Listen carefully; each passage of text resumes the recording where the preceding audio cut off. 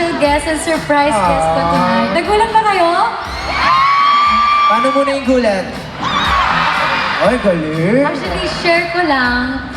Isa si Maki sa nag-volunteer siya to be here tonight. Yes, I volunteer. And actually, super thank you kasi gusto ko talaga maging part of your first ever solo concert.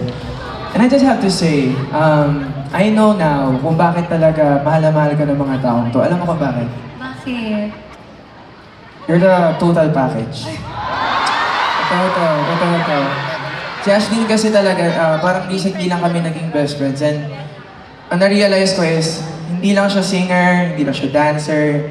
She's also a good actress. And of course, hindi lang yun. She's very hardworking and super bait. Yun talaga yung masasabi ko sa'yo. That's why you deserve all the good things in life. And you deserve all these people.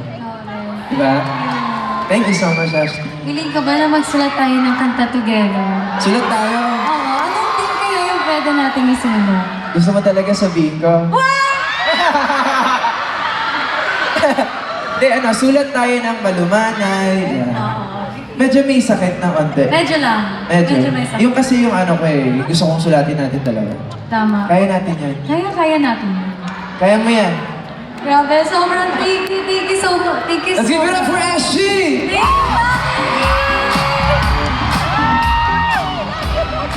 Thank you so much po. Give it up for Ash Pop!